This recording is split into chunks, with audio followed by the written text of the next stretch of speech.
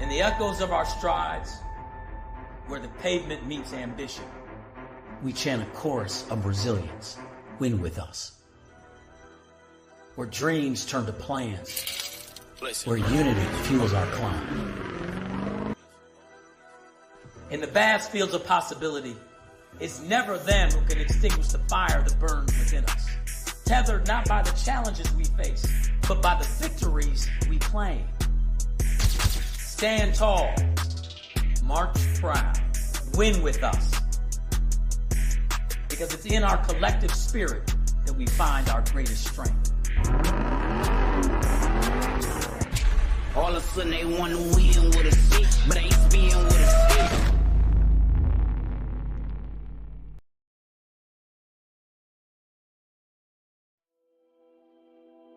Dear Pierce, I'm recording this video for you because I'm about to make a big announcement. And it's gonna be tough for us.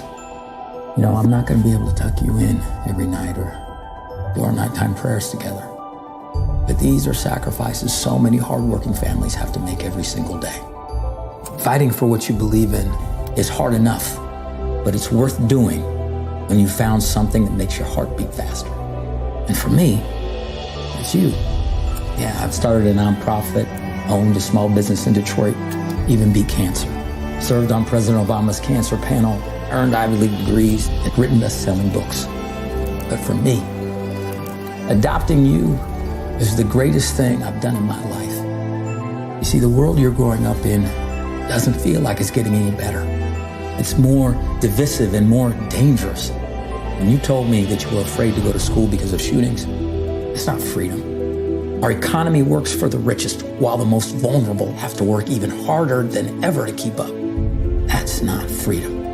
At the core of so much of this are too many politicians in office that don't really care about people. You see, what I learned on my grandfather's farm growing up is that when you plant something in good soil, you get something much better in return. That's why I'm raising you in Michigan. A community where people are kind, work hard, and believe the future is worth fighting for. Because every child in every neighborhood, in every town across Michigan deserves the freedom to flourish.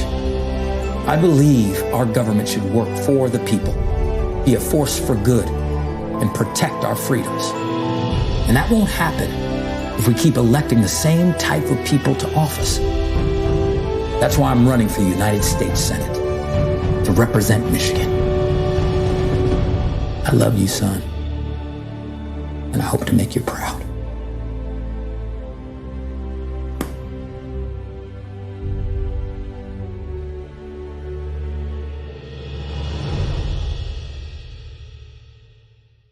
Michigan voters will choose their next senator this election year. Actor and Detroit native Hill Harper is one of many candidates now in the race. The Democrat is known for his work on CSI New York, Limitless, and The Good Doctor. He's running against Congresswoman Alyssa Slotkin and businessman Nasser Beydoun.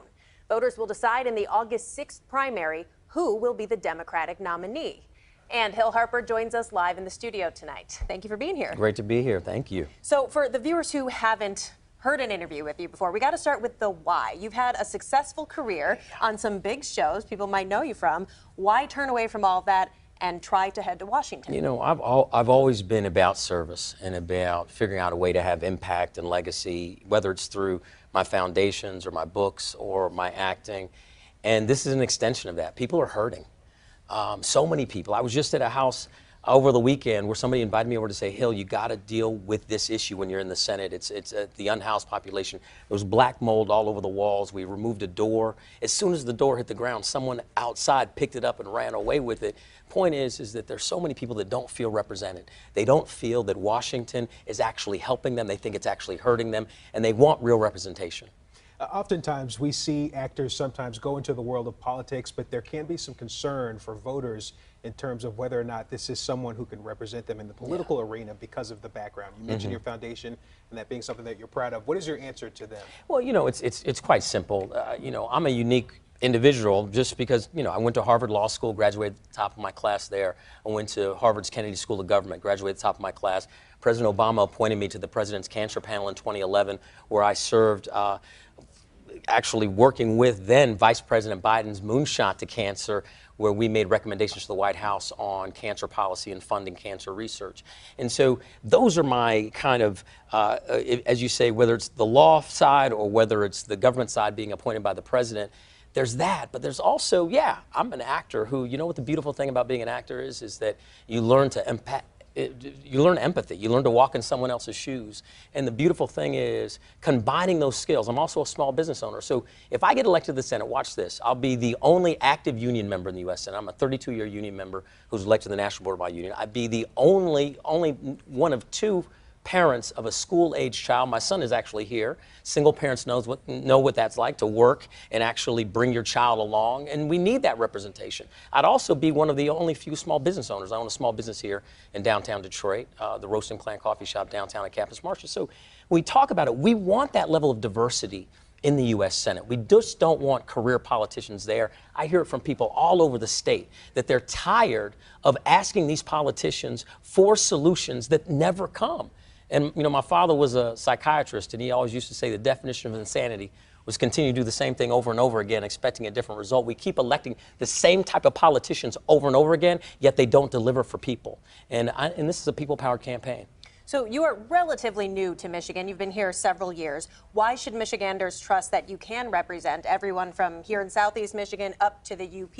And what brought you here? I've been to all 83 counties. I moved here 8 years ago. I wanted to raise my son here. You know, at the end of the day, there was a great policy that we used to have here that hopefully we're all fighting to get back, and that's a media tax credit. I came here and I did a number of projects. And also my roommate, when I was at Harvard Law School, is a plastic surgeon here, Dr. Charles Boyd, and he's always, man, you gotta move here, you gotta move here. And so I said to myself, when I raise kids, when I have my children, I wanna raise them here. I want them to turn out like folks here as opposed to Hollywood. And so my son's 8 years old, and I've been here 8 years. And it's been a blessing. The greatest people in the world are here. And I always tell people, Coleman Young wasn't from here. He's from Alabama, too. So I was born in Iowa.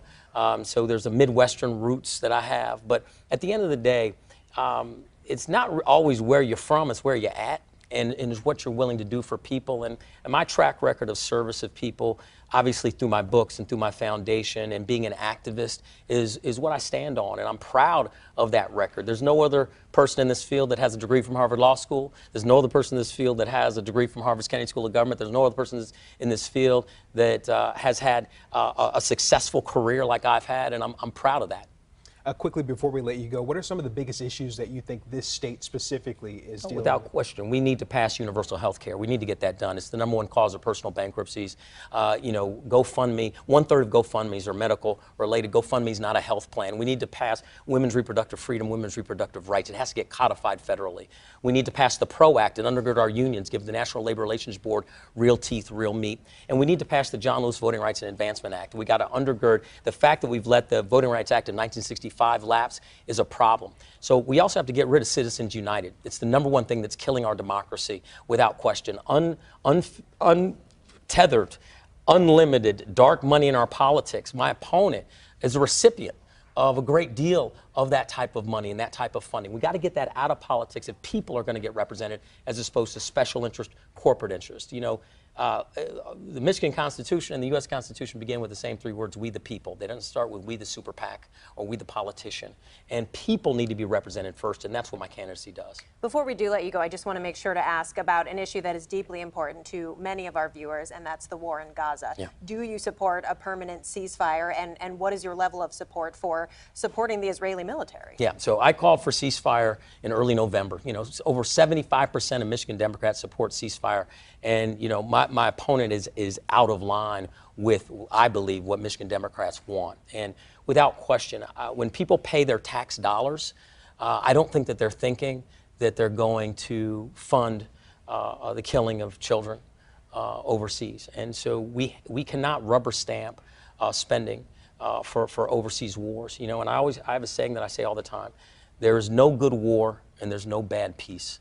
And we have to, we as a country have to follow that, and we want to follow that. You know, I was at a senior facility today talking with people, and they're very upset about how their tax dollars are being used. And too many of our politicians are rubber stamping policy because they're in the pocket of special interest. You You know, my opponent has received over $600,000 from AIPAC.